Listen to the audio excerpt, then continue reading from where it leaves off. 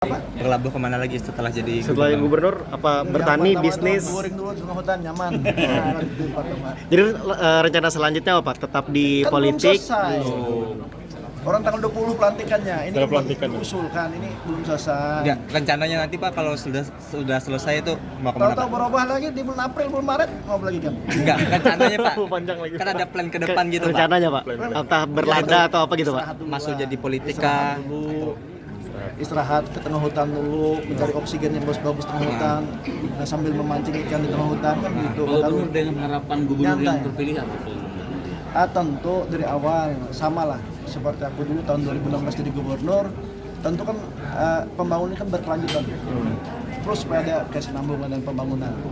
Nah, dari zaman Bang Teras dulu, Bang Teras 2 periode, yang mana anggaran dulu kalau tidak salah 400 miliar. Nah, beliau bisa menaikkan sampai di 3 triliun 400 miliar. Nah, di zaman aku alhamdulillah bisa tembus antara 10 dan 9 penggerakannya.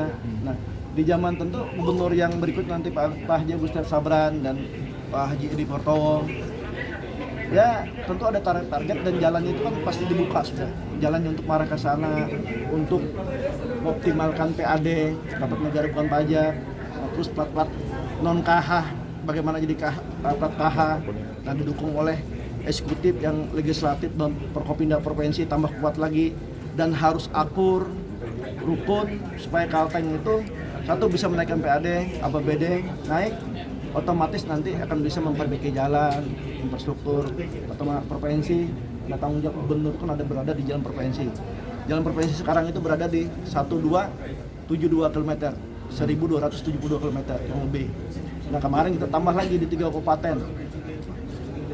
Luas jalan menjadi sekitar 1550 km.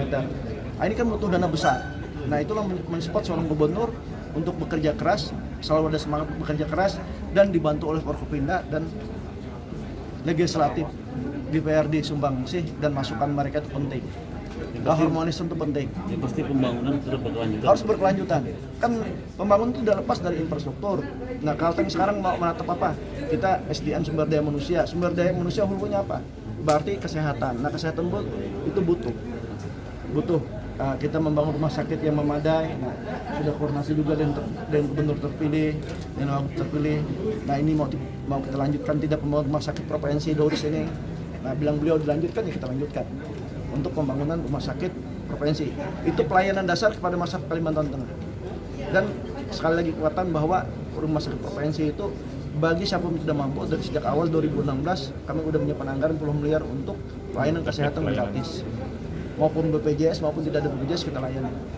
Kesannya selama memimpin 10 tahun ini apa? Ya, suka dukanya tentu ada bedanya ketika kita biasa menjalankan di suatu badan usaha atau bekerja dari luar, terus masuk ke birokrasi itu ada beda. Tentu ada perbedaan. Tapi itu hal kecil yang penting, kita punya skill, ada leadership. Bukan masalah pendidikan seorang gubernur, tapi permasalahan utama itu leadership dan kepemimpinan seseorang, skill memimpin. Gaya kepemimpinan tentu Pak Haji Gustiar ada perusahaan sudah punya gaya sendiri memimpin. Nah, Pak Haji Edi Portowo sama. Nah, tentu akan berbeda gaya dengan dan aku mantan gubernur. Tentu ada antara aku dan Pak Teras pun ada gayanya masing-masing. Ada yang gaya slong, ada yang keroncong, ada dangdut. Kan gitu. Yang nyaman-nyaman aja dibuat.